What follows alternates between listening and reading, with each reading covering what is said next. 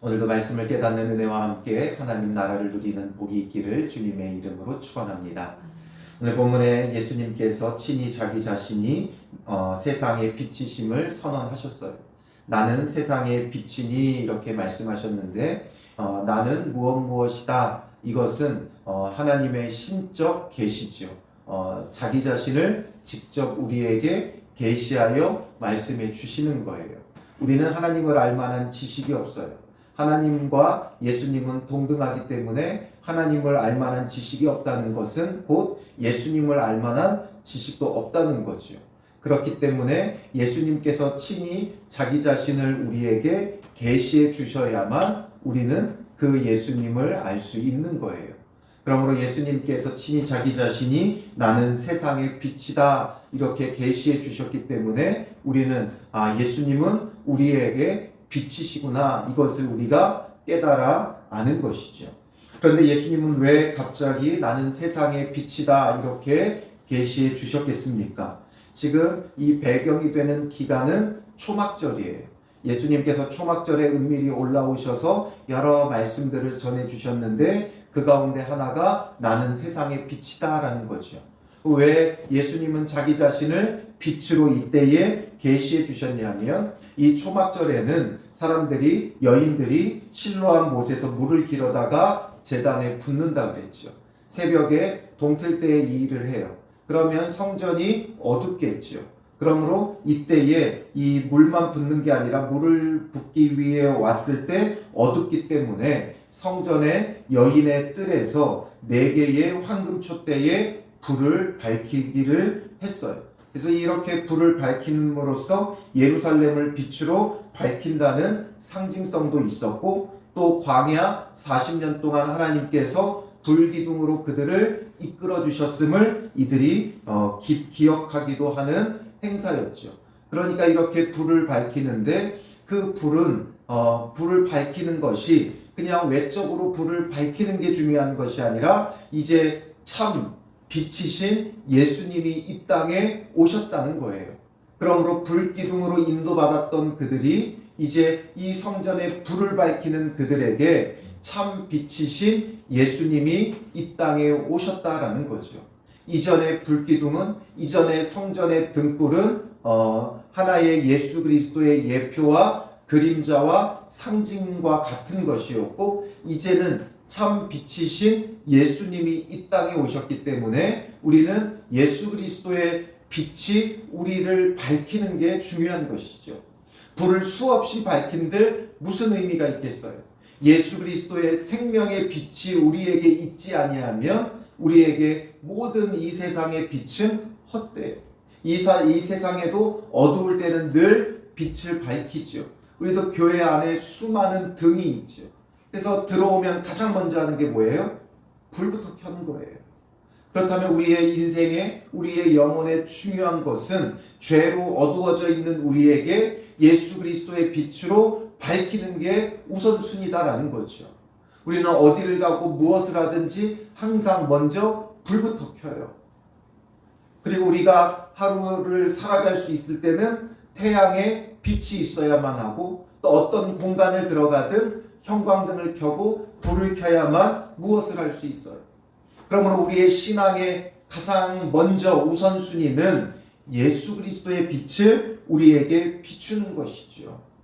그래서 사도 요한은 요한복음을 시작하며 1장에서 무엇을 말했어요? 1장 9절에 보면 참빛 곧 세상에 와서 각 사람에게 비추는 빛이 있었나니 라고 하면서 예수 그리스도가 빛이심을 먼저 말씀하며 시작했죠. 요한복음의 시작도 예수님이 빛이고 그 빛이신 예수님께서 육신이 되어 우리 가운데 오셨다라는 선언으로 이 요한복음이 시작되어졌어요. 그러므로 오늘 우리에게도 정말 세상의 빛이신 예수 그리스도의 그 빛으로 우리를 밝히는 게 중요하죠. 그래서 예수님께서 나는 세상의 빛이니 말씀하시며 이어서 뭐라고 말씀하셨어요? 나를 따르는 자는 어둠에 다니지 아니하고 생명의 빛을 얻으리라. 예수님을 따르는 자, 예수님을 믿는 자는 어둠에 다니지 않는다는 거예요.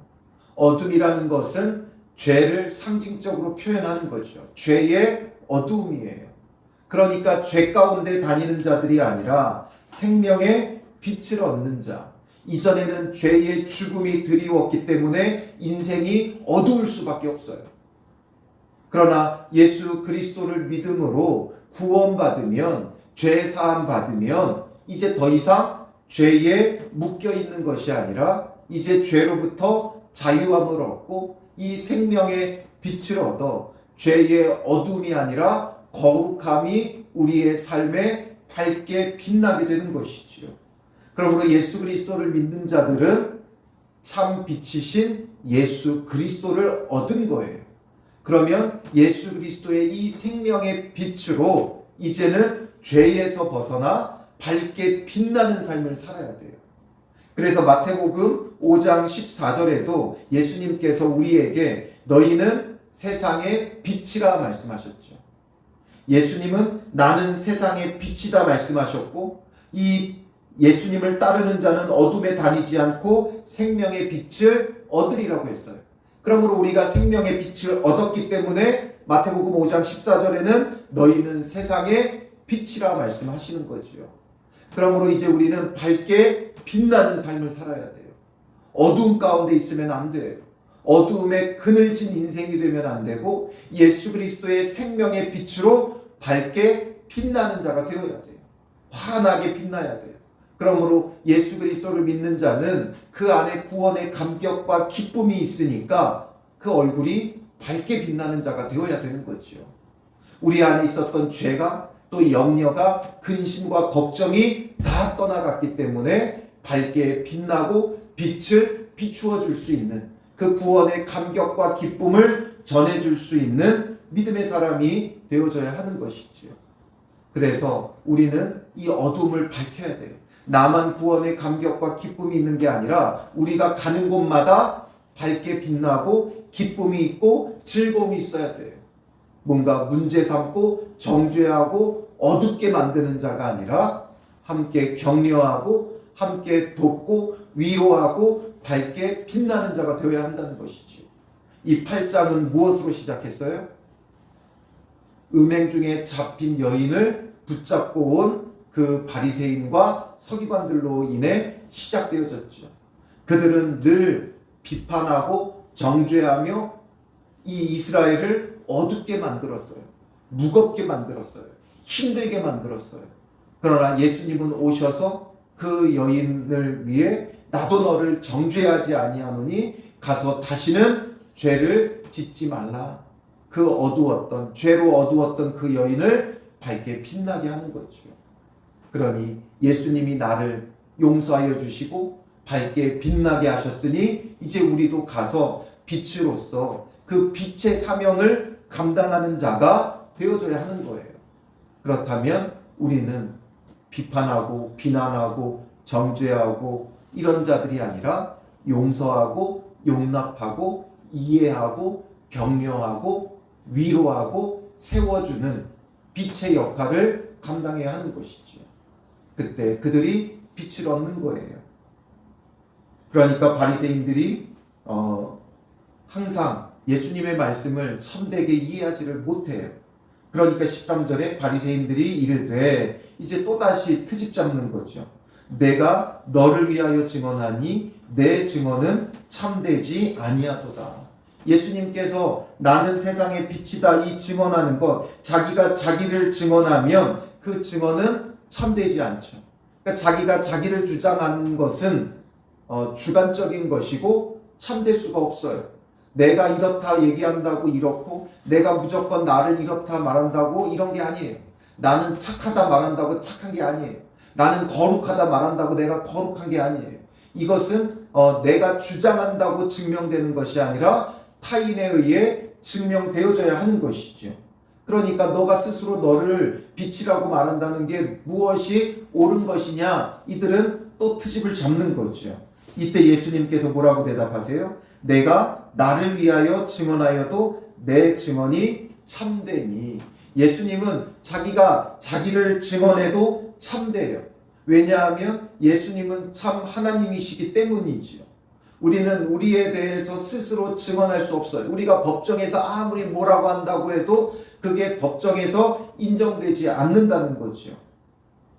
그러나 예수님이 친히 자기를 증언하여도 그 증언이 참되다라는 거죠. 왜냐하면 가장 먼저 나는 내가 어디서 오며 어디로 가는 것을 알거니와 너희는 내가 어디서 오며 어디로 가는 것을 알지 못하느니라. 예수님에게는 참된 신적 지식이 있지요. 그래서 예수님이 어디서 왔고 어디로 가는 것을 알아요. 하나님 아버지로부터 보냄을 받았고 그래서 그 보내신 이의 뜻을 따라서 십자가에 죽으시고 부활하시고 그리고 다시 이제 그 아버지께로 돌아가실 것을 아시는 참 그 신적 지식이 있죠. 왜냐하면 하나님의 아들이시고 하나님과 함께 했고 그러므로 하나님의 모든 것을 알기 때문에 그렇죠.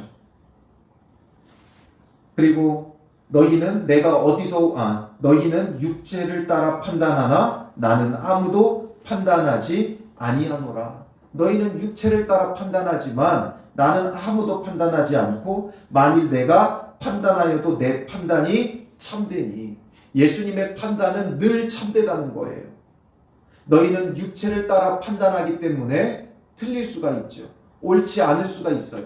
자기 주장일 수 있어요. 그러나 예수님의 판단은 항상 옳아요. 왜냐하면 이는 내가 혼자 있는 것이 아니요 나를 보내신 이가 나와 함께 계심이라.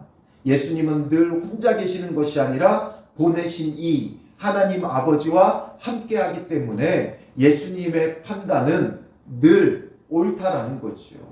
혼자가 아니에요. 예수님만의 자기 주장이 아니라 하나님 아버지와 함께하며 신적 계시를 전하는 것이죠.